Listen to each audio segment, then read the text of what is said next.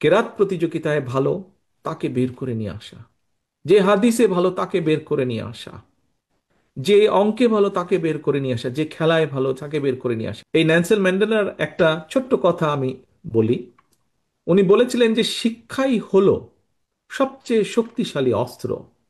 তুমি কিংবা তোমরা যেটাই পরিবর্তন করো, যা পরিবর্তনের জন্য ব্যবহার করতে পারো, অর্থাৎ শিক্ষাকে তোমরা যে কোনো ভালো পরিবর্তনের জন্য তোমরা ব্যবহার করতে পারো, এটা এমনই একটা অস্ত্র তুলে ধরেছি। ঠিক আছে, দুটি কথা আমি বলি। বিসমিল্লাহির রহমানির রহিম। খন্দকার শামসুল আলম ফাউন্ডেশন কর্তৃক আয়োজিত আজকের এই মেধাবৃত্তি পরীক্ষা 2025-এর ফলাফল এবং এর পুরস্কার বিতরণ অনুষ্ঠানের সম্মানিত সভাপতি জনাব মামুন, আমার সামনে উপস্থিত সম্মানিত শিক্ষক শিক্ষিকা বৃন্দ, সামনে উপস্থিত এলাকাবাসী, আমার দলীয় নেতা কর্মীবৃন্দ, এবং আমার সামনে উপস্থিত আজকের এই অনুষ্ঠানের সবচেয়ে মূল আকর্ষণ শিক্ষার্থী বন্ধুরা, আসসালাম আলাইকুম। অসংখ্য মেধাবী মুখের মিলনের আজকের এই মিলন মেলা, নিঃসন্দেহে এটা একটা ব্যতিক্রম ধর্মী অনুষ্ঠান। আহ, আমার বিশ্বাস আমাদের এই মেধাবী সন্তানদের মাঝেই কিন্তু লুকিয়ে আছে আমাদের ভবিষ্যৎ বাংলাদেশের নেতৃত্ব। যেই প্রশ্নগুলো এতক্ষণ ওরা আমাকে করেছে, এই প্রশ্নগুলো থেকে দেখলেই বোঝা যায় যে এরাই একদিন এদের মতনই সারা বাংলাদেশে ছিটিয়ে ছড়িয়ে ছিটিয়ে থাকা লক্ষ লক্ষ ফারজানা, ইফরাত, সাথী, সাবিনা, সবাই এরা ইনশাল্লাহ একদিন বাংলাদেশকে নেতৃত্ব দিবে। কাজেই প্রিয় বন্ধুরা, প্রিয় ছোট বন্ধুরা, তোমাদেরকে প্রাণ ঢালা অভিনন্দন, অসংখ্য শুভেচ্ছা। তোমরাই হচ্ছ আগামীর বাংলাদেশ, ভবিষ্যৎ বাংলাদেশ। স্কুল মাদ্রাসার আমার প্রিয় কিশোর তরুণ বন্ধুরা, তোমাদের মতন কিশোর তরুণ কিংবা আমরা যারা জীবনের একটা পর্যায়ে এসে পৌঁছেছি, আমাদের সবার জন্য কিন্তু একটা চরম সত্য হচ্ছে যে জীবনের যেই প্রশ্নটা আমাকে সাকিব মনে হয় করেছিল, জীবনের সফলতার জন্য কিন্তু কোনো সরি, সাকিব না, খুব সময় সাথী করেছিল, ও বোধহয় ডাক্তার হতে চায়, যে অঙ্ক ভালো লাগে না ওর। আহ, তার উত্তরে যদি আবারও বলতে হয় যে জীবনের সফলতার জন্য কিন্তু কোনো শর্টকাট কোনো পন্থা নেই। কাজেই এখন তোমাদের হাতের কাছে হয়তো নানা রকম ইলেকট্রনিক্স গ্যাজেট থাকে, বিভিন্ন জনের হাতে স্মার্টফোন, ল্যাপটপ, ট্যাবলেট, ফলে প্রয়োজনীয় বা অপ্রয়োজনীয় নানা কিছু অনেক সময় দেখতে দেখতে সময় অপচয় হয়ে যায়। এবং এসব কারণে কিন্তু খেয়াল করেছি আমরা অনেকেই যে অনেকের পড়াশোনার মনোযোগও নষ্ট হয়ে যায়। এবং এই অবস্থায় কিন্তু সোশ্যাল মিডিয়ার নানা রকম প্রলোভন উপেক্ষা করে বিভিন্ন পর্যায়ে এই মেধা প্রতিযোগিতায় যারা অংশ নিয়েছে, আমি বিশ্বাস করি, আমি দৃঢ়ভাবে বিশ্বাস করি তোমরা সবাই মেধাবী যারা যারা অংশগ্রহণ করেছিলেন। কোনো কারণে এই প্রতিযোগিতায় যাদের অংশগ্রহণ করা হয়ে ওঠে নাই, আমি মনে করি তাদের মধ্যেও অনেক মেধাবী রয়েছে। কারণ প্রত্যেকটা মানুষের মধ্যেই কিন্তু কম বেশি সুপ্ত প্রতিভা লুকিয়ে থাকে। এবং আমাদের আগামী দিনের লক্ষ্যটাই হবে যে যে কেরাত প্রতিযোগিতায় ভালো তাকে বের করে নিয়ে আসা, যে হাদিসে ভালো তাকে বের করে নিয়ে আসা, যে অঙ্কে ভালো তাকে বের করে নিয়ে আসা, যে খেলায় ভালো তাকে বের করে নিয়ে আসা, এরকম সব প্রতিভাগুলোকে ধীরে ধীরে বের করে নিয়ে আসা এবং সুপ্ত প্রতিভা বিকাশের পথকে উন্মুক্ত করে দেওয়া। খন্দকার শামসুল আলম ফাউন্ডেশন স্বাধীনভাবে এই এলাকার ৮০, আমি যতটুকু শুনেছি ৮০টিরও বেশি স্কুল মাদ্রাসায় এক ঝাঁক মেধাবী ছাত্রছাত্রীকে পুরস্কৃত করে, আমি মনে করি একটি গুরুত্বপূর্ণ বিশাল সামাজিক দায়িত্ব শুধু পালনই করেননি, একটি গুরুত্বপূর্ণ দায়িত্ব অব্যাহত রেখেছেন।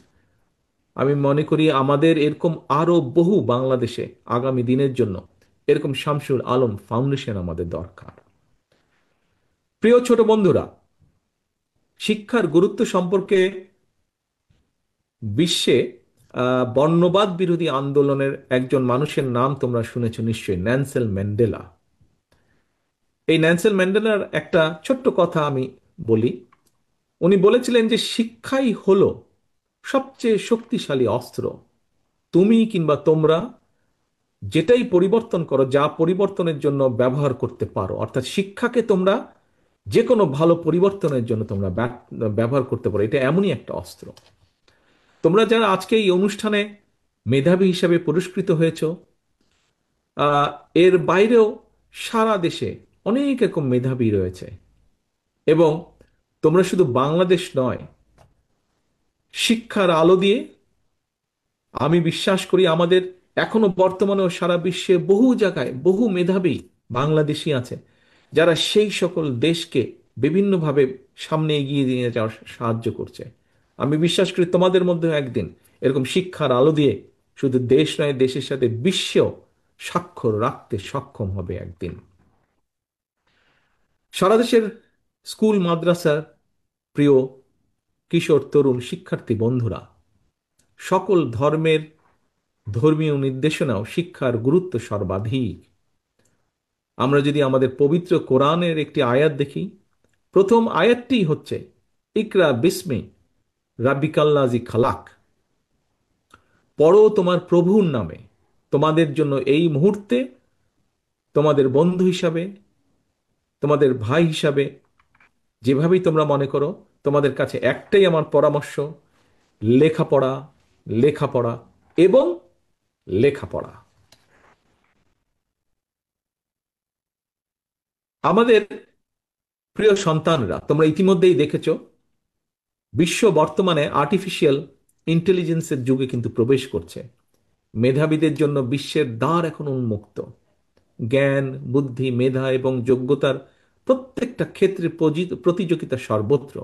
সুতরাং মাদ্রাসা কিংবা স্কুল, যেখানে তোমরা যাই পড়াশোনা করো না কেন, মনে রাখতে হবে প্রতিযোগিতামূলক এই বিশ্বে সম্মানের সঙ্গে যদি তোমাদেরকে টিকে থাকতে হয়, তোমাদেরকে যথা উপযুক্ত শিক্ষায় কিন্তু শিক্ষিত হতে হবে, জ্ঞানে বিজ্ঞানে পারদর্শী হতে হবে, ব্যবহারিক এবং কারিগরি শিক্ষায় দক্ষ হতে হবে। এবং নিশ্চয়ই আমার এই যে প্রশ্ন উত্তর, এখানে নিশ্চয়ই তোমরা বুঝতে পেরেছো যে আমরা সেভাবেই চেষ্টা করছি আমাদের দলের পক্ষ থেকে আগামী দিনের পুরো শিক্ষা ব্যবস্থাটাকে সেভাবে গড়ে তুলতে, সাজিয়ে তুলতে। আধুনিক জ্ঞান বিজ্ঞান আর উদ্ভাবনী প্রযুক্তির এই সময়ে নিজেকে অন্যের চেয়ে দক্ষ করে তোলার যে একগ্রতা, একনিষ্ঠতা, এর কোনো কিন্তু বিকল্প নেই। সেজন্যই মনে রাখতে হবে মেধা সহজতে হলেও কিন্তু মেধার বিকাশের জন্য প্রয়োজন সঠিক পরিচর্যা এবং প্রচণ্ড পরিশ্রম আর ইচ্ছা শক্তি। প্রিয় ছোট বন্ধুরা, একটি রাষ্ট্রের উন্নয়ন, সুরক্ষা এবং নিরাপত্তার জন্য প্রয়োজন উপযুক্ত শিক্ষা, শিক্ষা ব্যবস্থা।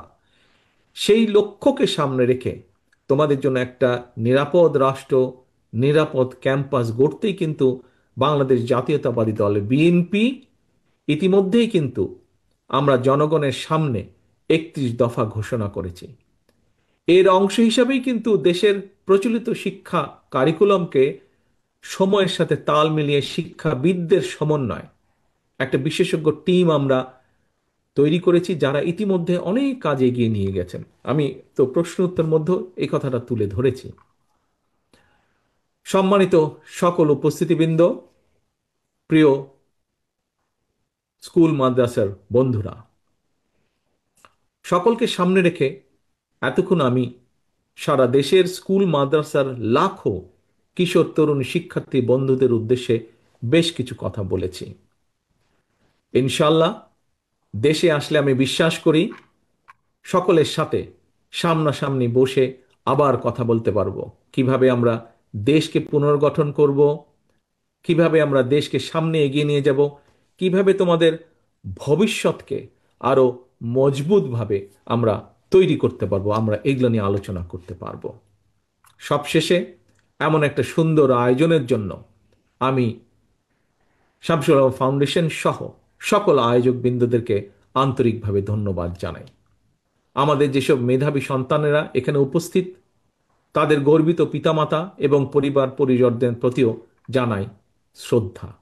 সবশেষে প্রতিটি শিশুর, কিশোর, তরুণ তরুণীর নিরাপদ, সুন্দর এবং সমৃদ্ধ ভবিষ্যৎ কামনা করে আমার আজকের বক্তব্য শেষ করছি।